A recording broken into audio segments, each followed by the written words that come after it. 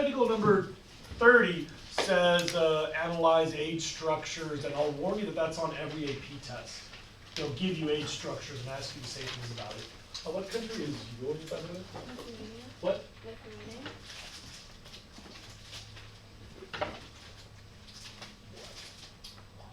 Would you come up for number 4 as well? Come up? Yeah, when I do. Yeah, everybody's gonna come up by their groups. So write down group number 4 as well. All right. We're going to do 2 lectures at once. We're going to talk about how to understand age structures, because it shows up on every AP test. And we're going to talk about this thing, which is called the demographic transition model, which is number 31, and that's on every AP test too. And when I know it's going to be on the AP test, I like to do a whole lecture for it.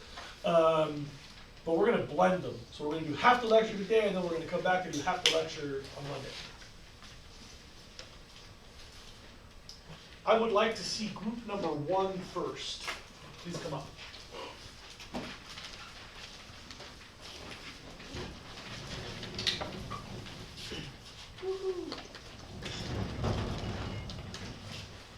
Show everybody your age structures.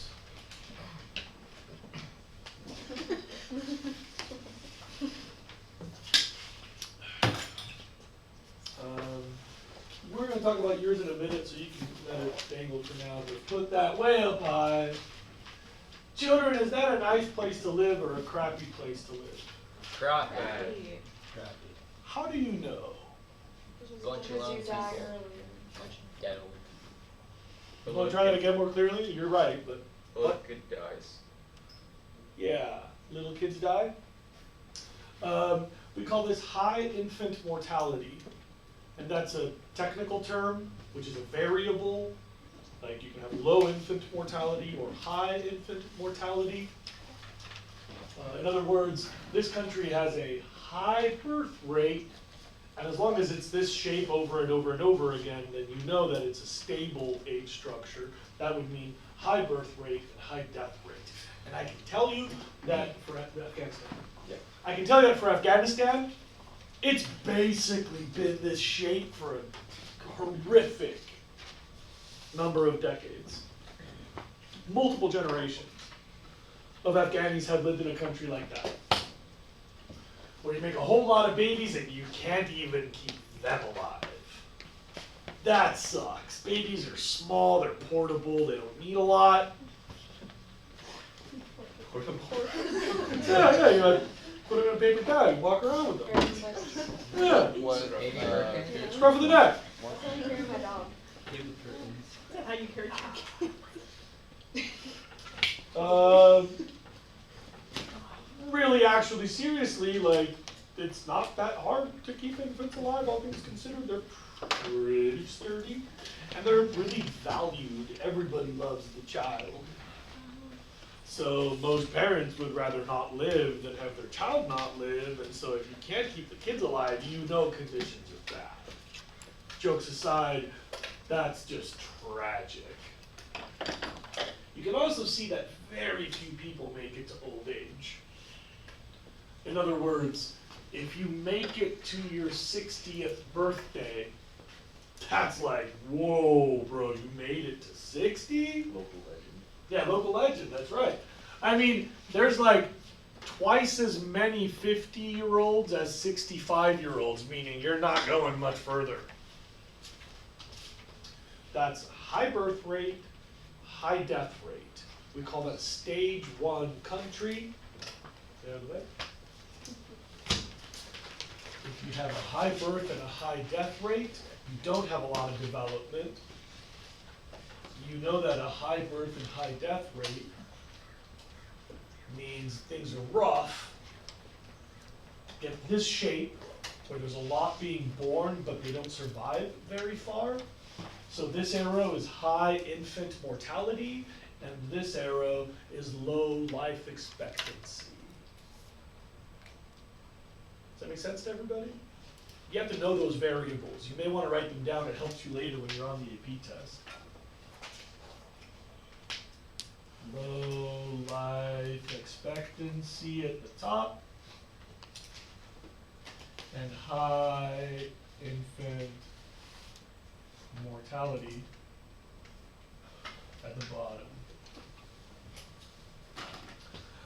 There's a lot of reasons why Afghanistan has had this shape for so long, and you might be surprised to know that that's relatively new.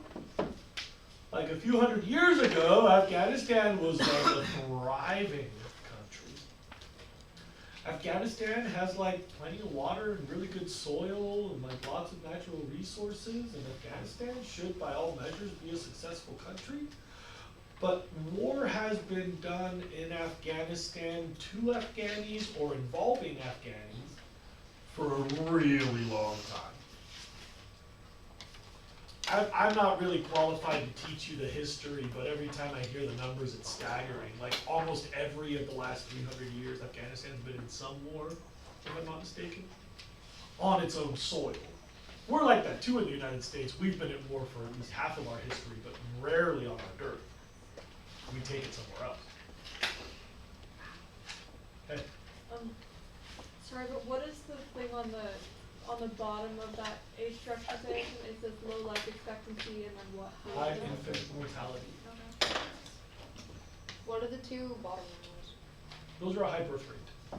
A lot of babies coming into the population just don't make it very long. Okay, thank you, you did a good job, you can leave. Now, hold on. That's a pretty similar shape. Do you mind if I draw on your paper? Like, I know you worked on it really hard. I want it to be visible, but now I want to mess it up.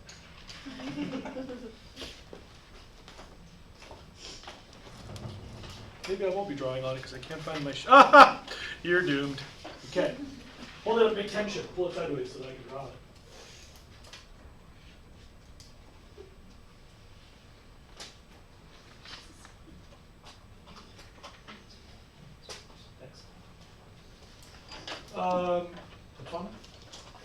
Botswana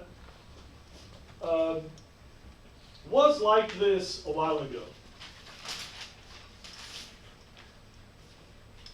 Botswana had high infant mortality, low life expectancy, high birth rate, high death rate. 30, 40 years ago. Botswana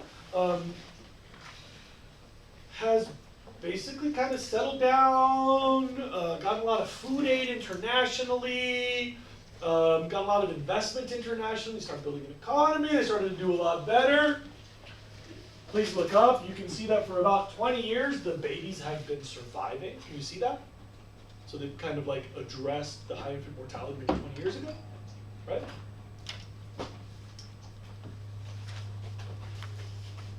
So we say that if Afghanistan or Zimbabwe are first stage countries, they're less developed countries, they have higher birth and death rates.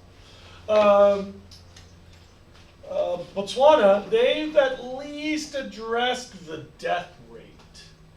You can see that you've addressed the death rate. When death rate goes down, you get more geezers. When death rate goes down, more of the babies make it. That's the red line I drew. The red line I drew is their stage in development. So Botswana is a classic. Stage 2, actually, by now they're kind of moving into stage 3, demographically speaking. But they're not going to do this. They're not going to finish this development curve anytime soon. If I had more examples, if I had a bigger class, I could hold up more like this. Sorry. A classic example is Algeria, but we don't have Algeria, do we? Oh! Get up here. You even colored it. See? Algeria is a classic example. Remember I drew that red shape? That red shape is exactly too short. That red shape that I drew on here is this red shape. Is Algeria shape. Like this. Lower death rates. And it's so easy to lower death rates. You could go to the most miserable country on earth and just take like Cheerios and throw them out of the window of a moving car and you'll save lives. Like, we laugh, but it's literally that easy. Like those little tiny water bottles that everybody takes to like the meeting so they can go like crush and just throw it out. Like those little water bottles, you can just like airdrop them from like a low-flying hurricane and just sprinkle Aquafina and like lives are saved. If they're not hit with the water bottle. If not, you killed my son. Okay. Why is it so much water for that? It would be right. I think of more water. Yeah. To the victor go the spoils. Early development is just the first sprinklings of investment. It doesn't take much. Usually this comes from somewhere else. You need help from somebody else to lower the death rate, but that's so easy. Death rates are what we call plastic. You should know that. Plastic is a nerdy term in statistics for numbers that you can change. Plasticity is like the property of like silly putty is plastic. So like it's malleable, it's changeable. Death rates are plastic. Death rates are fixable. Like the most heart-crushing thing of all this is like if your country has a bunch of starving babies, like that's no big deal. Like we can fix that. We got plenty of food, we got plenty of water, it's just a few dollars, it's doable if you can pull it off, you just get there. So early development, food, water, sanitation, doesn't take much, death rate goes down, and thus you get more survivorship of your babies and your geezers, and you get that shape, the red line shape too. Are we good? Stage 2, this is a stage 2 country. They fix the death rate. You can leave, but you stay. Now remember I told you that they should be stage 2, but it doesn't look right? Anybody know what's up with Botswana in particular? Anybody know what's up with Botswana in particular? It's just the disease. No. Look at those missing people. See how I said that there's supposed to be humans there, but there ain't? The missing people start to disappear in their middle 20s, late 20s, through their 30s, 40s, and 50s. They are gone. Disease? Where'd they go? Is it AIDS? It's AIDS. AIDS is different depending on where you live. And specifically, AIDS is different depending on how much money you got. Is it Magic Johnson that has AIDS? Yes, Or he has HIV but not AIDS? Yeah. Yeah. Magic is rich, y'all. I think it's safe to say that he is of African descent. But, you know, it's not a death sentence to be in Africa or from Africa, as long as you've got money. But in a country like Botswana, where a bunch of people have AIDS and they don't have money, they can't afford the treatment that keeps them alive. AIDS is usually contracted through unsafe sex. In Botswana, there's a lot of AIDS around, so when people reach the age of sexual maturity, which I don't want to presume is around your age, in early sexual encounters, it's very likely that a person would get AIDS. There's a lot of weird stuff about who had sex and how old and whether or not they need protection. So in Botswana, AIDS is rampant. It's untreated. So unlike Magic, who can afford to be an HIV patient without AIDS, in Botswana, that HIV leads to AIDS in about 10 years, and thus people start to die of AIDS in their late 20s, 30s, and 40s. Remember how I told you that they're probably not gonna get here? Remember I said that? Why not? there's no one to lead their infrastructure besides young people. Like, you guys don't pay taxes. But because of the increasing population, won't they get a better economy over time as like more people go into the workforce? More people. That would be great. That would Oh, but be they're just gonna great. keep. Oh, shit. We're just gonna get. It's gonna keep doing it. But when those young people reach sexual maturity, what's likely is to happen if there's no grown-ups around to pay taxes? Just cut a bit. Like, you guys pay a little bit of taxes. When you go buy your like 40s and your jewel refills, you pay a little bit of taxes, but I pay a hell of taxes. About 25% of my income in income taxes, about 15 grand a year in homeowner taxes, plus all those sale taxes, but I buy a lot more, about 40s and jewel refills. Hold that up. Those missing people are the ones who pay for law enforcement. Those missing people are the ones who pay for basic infrastructure. They keep the water running. Those are the age group that gets educated and becomes young doctors. That's the age group that does the education and outreach to use that birth control. So it's kind of a self-fulfilling prophecy. Chloe's like, well, but they're gonna do great, right? And like, they would do freaking awesome if they were just not living where they are. But them there, they got the worst chances of any young person. Because there's no big kids around to keep them safe economically and socially.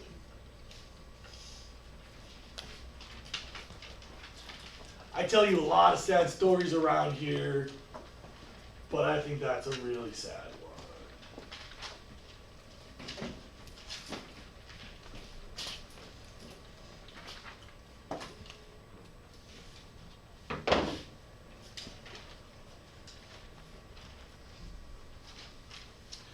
Number 4.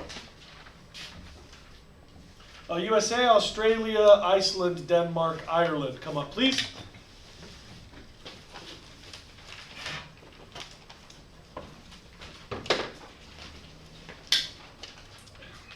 That's all we got. Hold on, you said 4? Yeah.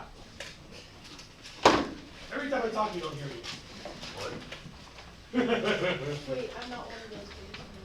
Yeah, you can go.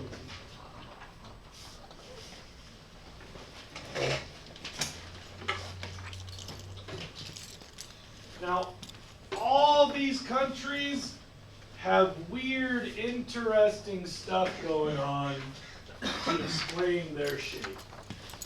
Can you hold Denmark really high?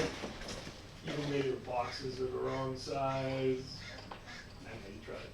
You were absent, right, on the day. Okay, you're forgiven. This is a modern economy. This is what you want stuff to look like. Here's that. After growing, you start to shrink because birth rates come down. Move over and wait a minute. This is the bully all day long. Early development is easy because death rates are really plastic. Death rates can turn on a dime. You can go from 10% death rate to 0% death rate with some Cheerios and bottled water. You probably want to say that a little differently on the AP test, but it's true that death rates are actually really in stage 2 countries. Like you can go from stage 1 to stage 2 in like 6 months, over handled. But stage 3 is difficult. Please look up. I need you to put this in your notes. If death rates are plastic, birth rates are sticky. Those are numbers that don't change, and when they change slowly. Can you all understand why birth rates would not change? It's like a cultural thing. It is a cultural thing, that's right. Death rates aren't cultural. Death rates are an overwhelming abundance of suck.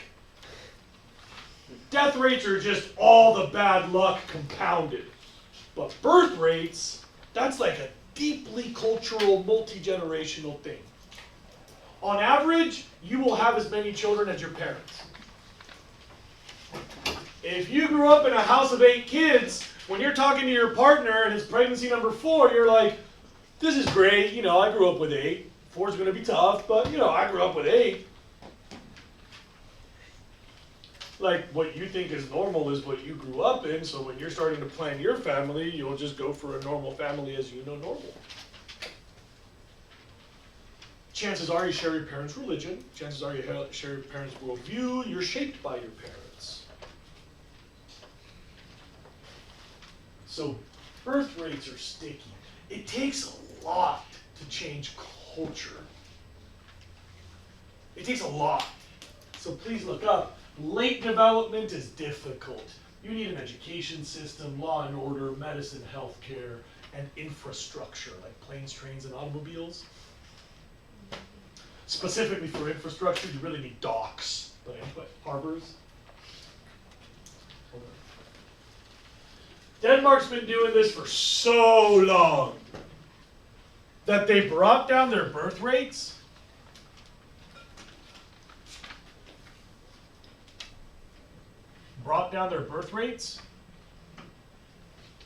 And they've been plugging along for such a long time that survivorship to 60 is roughly equal their birth rate. 60 and birth rate are actually almost precisely the same.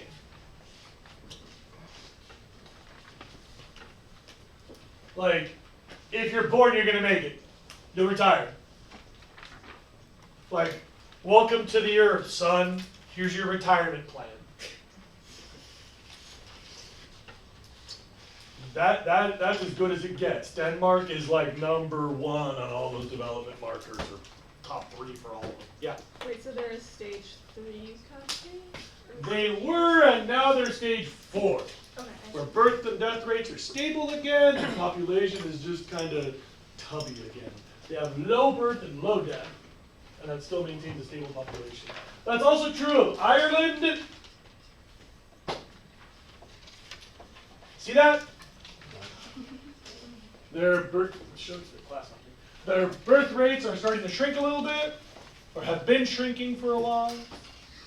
Generally stable, high survivorship for 50, 60 years now. You guys can beat it. And both of these are what it should look like in stage 3. I don't have a lot of examples during the 2005 data set. So I happen to know that these have other things going on. They're both going to come back later, right? Yeah. But that shape is what it would look like. You can beat it.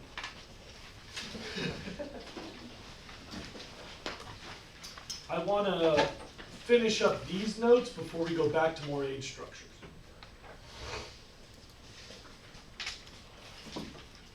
You'll need the diagram if you don't have it. It helps if it's multicolored. It's on every AP test. Do we need this one or the one in the book? The one in your book is fine.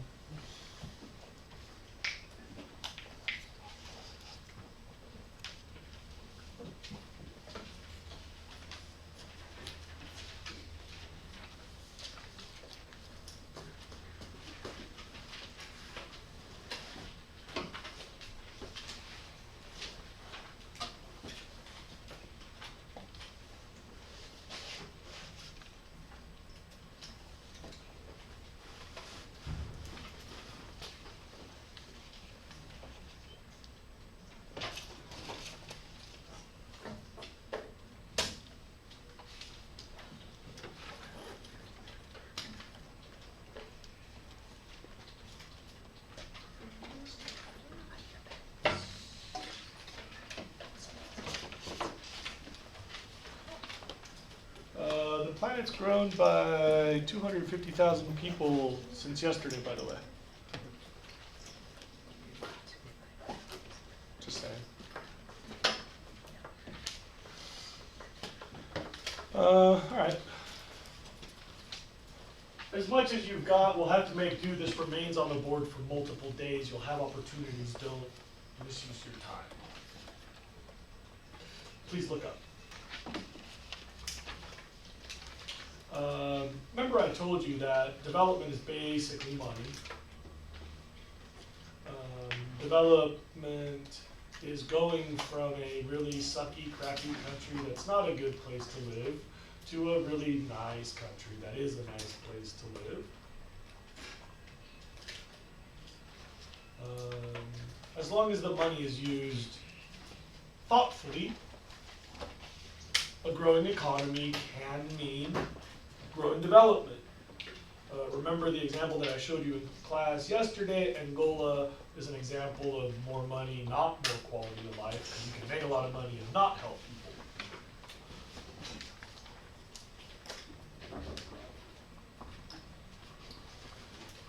In a less developed country, we call those stage 1 countries. The examples you saw today are Afghanistan or Zimbabwe. In countries like that, you have a shape like this: high birth rates, high death rates, high infant mortality, low life expectancy. And here's what that looks like. Birth and death rates may go up and down a little bit, but they're both high.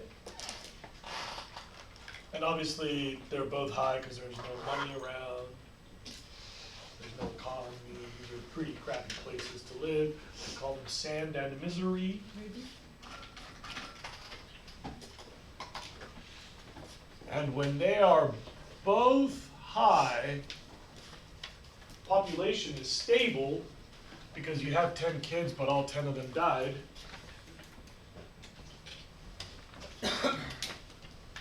So population stays flat. High birth and death rate. Stage 1 is easy. You understand all 4 of the lines? When you start to sprinkle a little bit of money into these economies, and usually this comes from outside, it can also happen internally. It does happen internally. But nowadays, when there's so many complexities in the global economy, you kind of got to help. A little bit of money, what we call early development, is just food, water, and sanitation to bring down death rates. See? Bring down death rates like the geezers get older, bring down death rates like the babies make it into high school. We call that a stage 2 country. Algeria was a great example of that. Botswana should have been there, but sadly was not.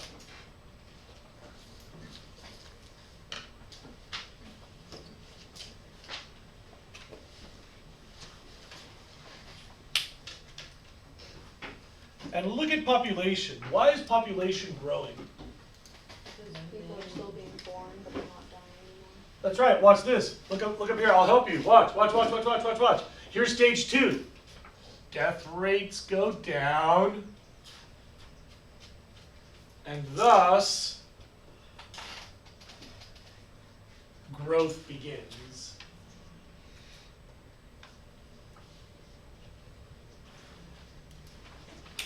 Right here.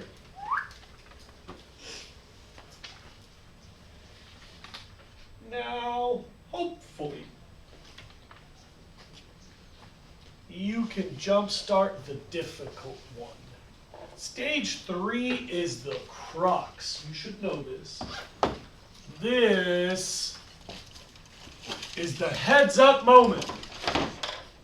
You get to a point where like, all right, well, we saw death rates.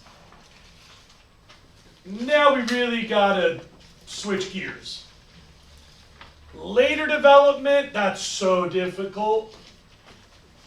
Trying to get all these babies through a school system, trying to keep everybody healthy, trying to maintain law and order, trying to empower women with opportunity and participation in the economy and a voice in their household. That's tough. So late development, that's where the wheels fall off, and they often do. But if you can pull off the education, the law and order, the medicine, and the infrastructure, you can like make the jump into what we call the first world. You can make the jump into a developed or modern economy. So that's like group one. Stage 3 is where you start to shrink those birth rates. What happens if you shrink birth rates? What's going to happen to your population now? Stable. Right. And so you can go like this. And when you've stabilized population, you've arrived. You're there. Modern nation again. Low birth and death rates. They're both stable. So pretty much if you wait 100 years, your humans will all be living, give or take, to their full life expectancy. Is America like that? Yeah. It's too bad we don't have America. But I can show you America on Monday.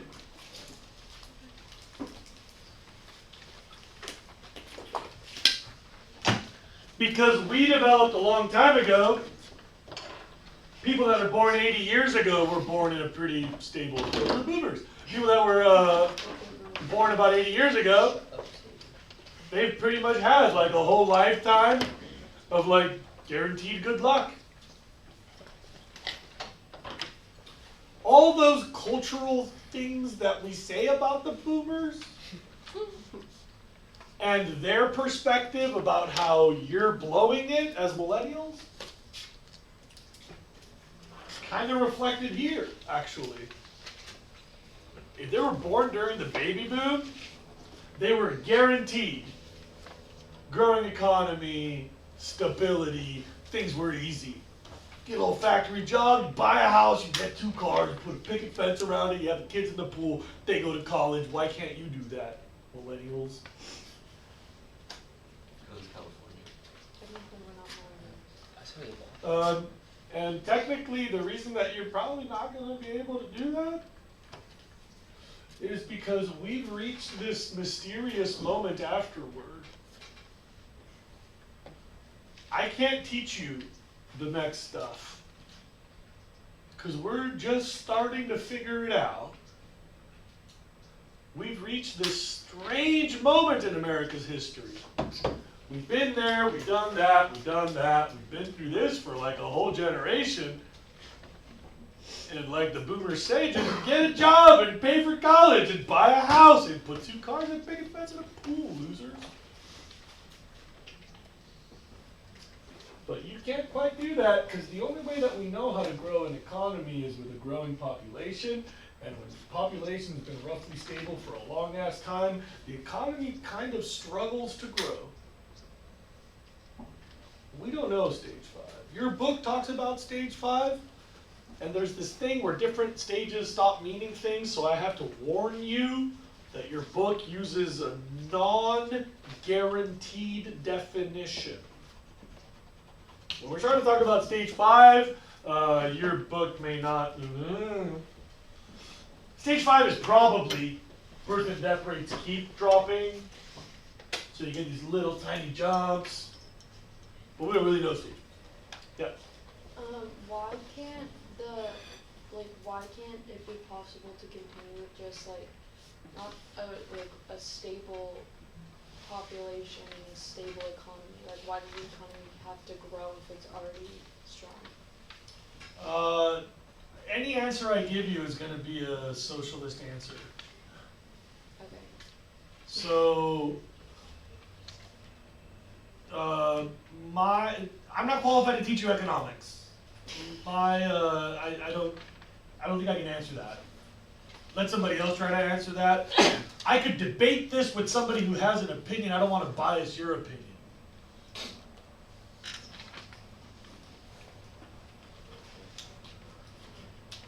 But that's stages 1, 2, 3, 4. The only thing I need to point out, please look up, is that economists only do 3.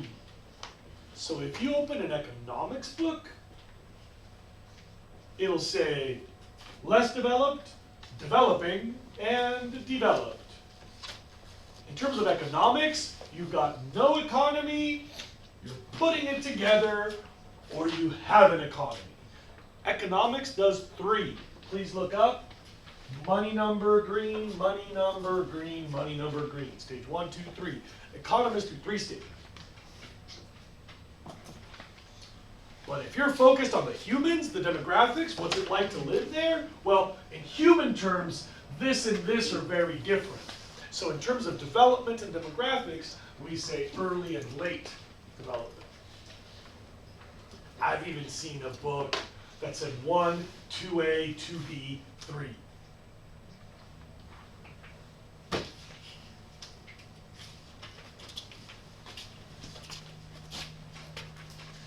Anybody want to ask me anything about those, or do you want to see some other interesting stuff now? I wanted to finish this lecture today for sure. Are we done with that? Because then I put away my markers. I got some interesting ones for the next whole day. Is just interesting stuff if we're done with this one. Anybody have Singapore? That's a damn shame. They nailed it.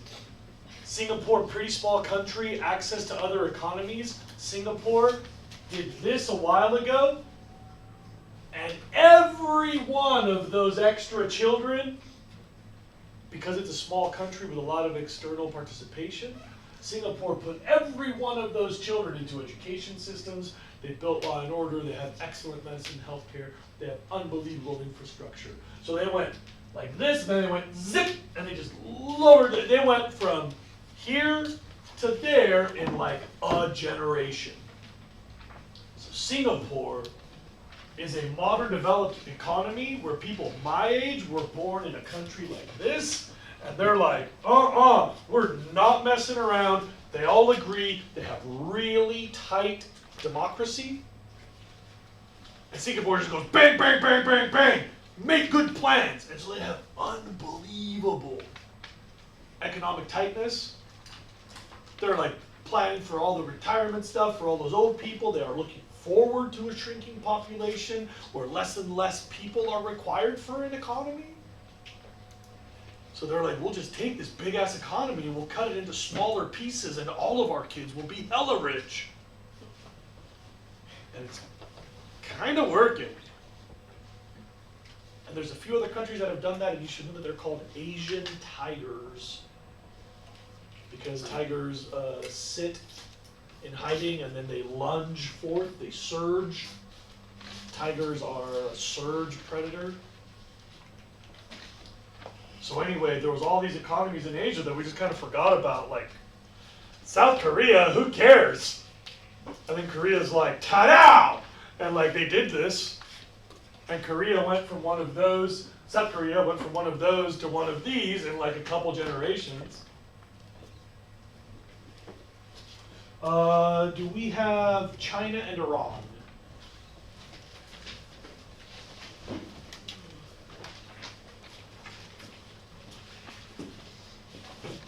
Sometimes, for a variety of reasons, please look up, lowering birth rates can be difficult. Show them China, show them Iran. And these are two extremes of how you can successfully lower birth rates. You can see that China has successfully lowered birth rates. Of course, this population, when they reach breeding age, made like a little echo. But overall, the trend is lowering population sizes for like 40, 50, 60 years now. China is an amazing, successful shrinking population. They've actually got the opposite problem now. China will give you incentives to have more children because they need to keep their economy growing. So they're like, no, we're going to need more shoppers and more workers and more inventors.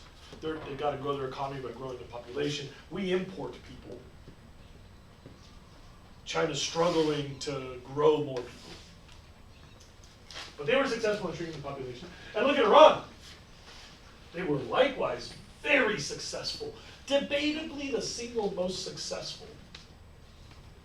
But I think you've all heard, right? Like the way that we think about these countries is judgmental at best. So one thing I gotta tell you about China is that the one-child policy was not specifically legal, enforced, codified, written into law mandatory. Have you all heard the horrible things about the one-child policy? Am I the one that has to explain this to you? Forced abortion, abandoned babies, drowning children in wells. Because in China it was very encouraged that you should only have a single child because too many mouths to feed is difficult. China said, if we didn't have to waste our time on this, we could get to this. So China said, we really got to rush this drop in birth rates. And they said, I know you're used to having 20 kids, but now we just want one. And the one thing that I need to be clear about is that wasn't mandatory. It wasn't written into law. There was just this really creepy system of like rewarding the governor, who rewarded the mayor, who rewarded the block chief, who rewarded the apartment building superintendent if birth rates were low. So like, she gets like a big Christmas party for her whole family, and he gets a turkey, and he gets a pack of hot dogs, and she gets a bag of chips. And if everybody's starving, that sounds good to everybody, and we don't understand what she did inside of her building to get that low birth rate. Or what incentives the mayor had to give to each of the block leaders or whatever. This was never explicit. The one-child policy is over anyway, but it wasn't quite how it looked. It's a weird thing about how desperation breeds horrible behavior. You can go over. And Iran, I think, is a fascinating example that breaks all your stereotypes. How many of you have heard, like, go ahead, give me a guess, what religion are most people in Iran practicing? And are they like casual chilling, or are they kind of on the fundamentalist extreme? Moderate. We have this weird stereotype that Iran is this like super fundamentalist country, and they're sort of weird blend where they have like religious leadership that rules with a pretty iron fist, but they're not like crazy hardcore like extremist Muslims. But religious leadership is interesting, because how the hell are you going to shrink a country? Keep it high. Hold it there. How are you going to shrink a country of people that are like devout in a religion that doesn't encourage birth control? By the way, no religion encourages birth control. And Iran did something fascinating. They leveraged a secret about Islam that we don't tell. We as Americans, we don't talk about this, because for a long time, your whole life, our country's been sort of vilifying Islam. But have you all heard that saying that she's so nice she would give you the shirt off her back? Have you heard that phrase? When like if you're cold, they give you the shirt off. That's actually like word for word text from the Quran. Muslims have this crazy thing where like if another Muslim needs your help, you sacrifice yourself to help them. Muslims are amazing this way. If you're hungry and you knock on a Muslim's door and say, "Brother, I'm hungry," you'll eat their food that day. Like, we talk about Christian kindness and everything, but you can go knock on some doors in the South where we have a lot of Christianity, and I don't think that they're going to give you their dinner plate. In Iran, this amazing thing happened. The religious leadership got together and they talked to a bunch of religious bigwigs, and they were like, "You guys, if our country keeps growing, we won't have enough food for everyone." And everybody's like, "Yeah, and it's our responsibility to make sure that our fellow Muslims eat." And so they issued a religious decree, a fatwa. I need you to know this detail. Iran said, having a big family is against Islamic teachings, because your kids are going to eat the food that one of your brother Muslims needs now. And it worked better than ever. They leveraged devout religion to lower population size? That was a great shot. Could somebody please draw a number 6? We got to start with Argentina and Brazil. We can remember.